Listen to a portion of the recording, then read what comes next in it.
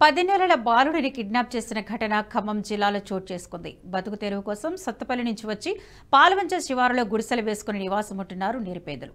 జంపన్న దుర్గా దంపతులకు 10 నెలల కుమారుడు ఉన్నాడు. రాత్రి గుడిసెలో పడుకున్న సమయంలో గుర్తు తెలియని వ్యక్తులు శిశువును ఎత్తుకు వెళ్లారు. అర్ధరాత్రి సడన్ గా మెలకువ రావడంతో పక్కన బాలుడే లేడు. దీంతో కంగుతిన్న తల్లి చుట్టుపక్కల మొత్తం వెతికింది. ఎక్కడా జాడ లేకపోవడంతో పోలీసులను ఆశ్రయించారు. తల్లిదండ్రుల ఫిర్యాదు మేరకు పోలీసులు కేసు నమోదు చేసుకుని దర్యాప్తు చేస్తున్నారు.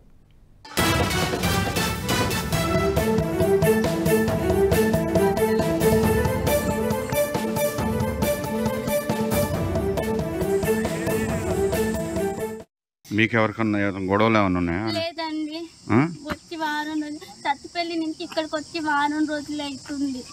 అంతే, గొడవలు గిట్ట ఏమి లేవండి. ఓకే అమ్మా, ఇక్కడికి వచ్చి అంటే మీకు ఇప్పుడు ఎక్కడ ఏ ఊరు నుంచి వచ్చారు?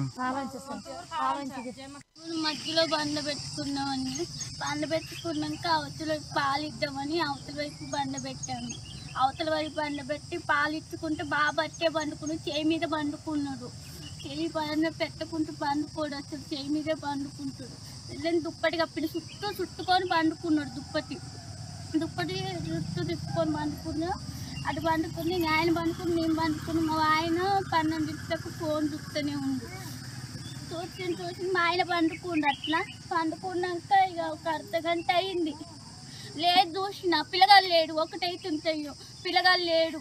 చూస్తే బాగా పిల్లగాలు లేడు అంటే మా ఆయన లేచింది. మొత్తం ఇల్లు మొత్తం దొలని దుప్పటం ఆడు జరిగి ఉన్నది. కొంచెం మొత్తం చూసినాక ఇల్లు గిట్ట మొత్తం చూసి ఎక్కడ కనపడలేదు.